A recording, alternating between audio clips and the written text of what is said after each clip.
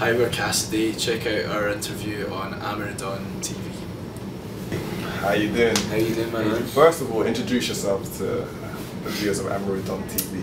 No problem. I am Barry James from Kassidy. And I'm Hamish from Kassidy. Okay, now new single, I don't know, is that being released the same day as the album? The exact same day, yeah, they're going to coincide with one another. So why did you choose that single to be the one that sets off the album? I just think, I mean, we had that song since the start of the band, you know. It's quite an old song that we've had, you know, but I think that song in particular is when you listen to it, it kind of sums up our band, because we're a band that likes melody, you know. We love melody, we love harmonies in songs, we love a song with a good rhythm. I think the song shows, you know, acoustic and melody, and it shows all the stuff that we like, you know. So I think it's a good introduction to our band. So I think that's one of the reasons why we put it out is the introduction to our band, because it's got that Kassidy vibe about it, you know. Barry wrote, I don't know, when he was about 18. Wow. And so it's probably the oldest song we've had. So it kind of just chronologically also kind of makes sense to get out of there. So how did you guys get to where you are today? Because obviously you're from Scotland. Yeah. And to be in our side. Yeah. It couldn't have been. Was it a hard journey? Was there any times when you felt like it wasn't going to happen? Well, I mean, it all streams back to when we first met. Like I bumped into Hamish in a bar one night, and you know, he simply just asked me, you know, you're a musician? Are you a musician? And then I said yes, that's right. And then he was like, you know, aye, you're a drunk. I don't do that different. And then he just on a whim came up to me, hoping that I'd say yes, yeah, I do play guitar or whatever. And so me and Hamish met through that. He already knew Chris in the band since he was born, pretty much, because they were born. We were next to each other, still next to each other, and our folks knew each other, so we kind of grew up in the same area. And we'd been in bands as well. Lewis, I knew because my ex-girlfriend at the time knew he was a great piano player, so I just tried to get him out of him. So I've been at different bands as well. So that's how we all kind of met. But when we first went into the studio together, it was mainly just a very traditional way a band starts. You know, it was all that kind of, I can play drums, so I'll jump drums, and I'll play guitar. And so it was going to be a very traditional band at first. We didn't have this acoustic philosophy or anything, that kind of idea. We didn't have that idea yet. It wasn't until we only had a mutual understanding that we wanted to be a vocal band, like no main singer, all harmony and all vocal and intertwining melodies. We all had that kind of fascination, because we were just thinking, you know, what kind of band could we be, you know?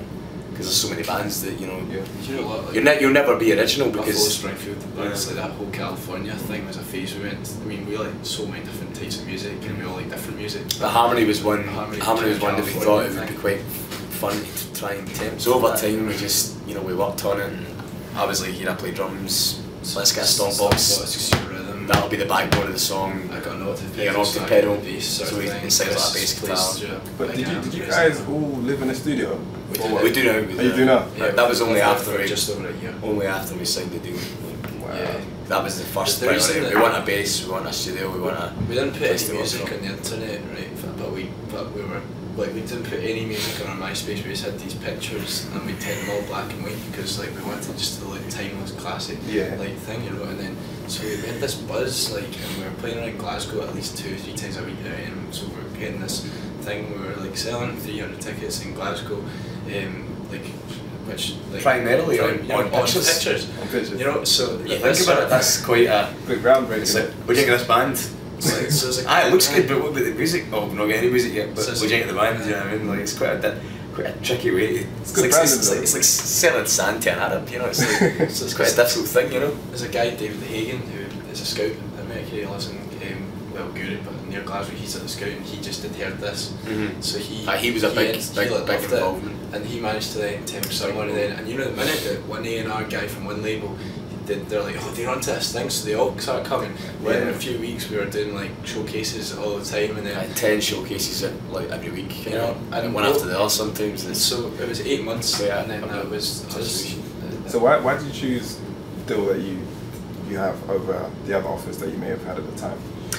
We just with Mercury, like Mercury were like the seventh record company that came to see us or something like that, and we just knew immediately. After we played the showcase, like the two representatives that were there, the A&R man Jay Greenwood, the head A&R Paul Adams, we just had a mutual understanding. Like he get down to our level. He came to our studio. He sat on the floor and he's kind of like, guys, you know, I really like this, and you know, it's just about to lie. I fucking love it. I don't know what he said. Sorry, no, I know, but that was quote. That's not listening. That's what he said. That was true. Speaking the same language. He did say it with that passion.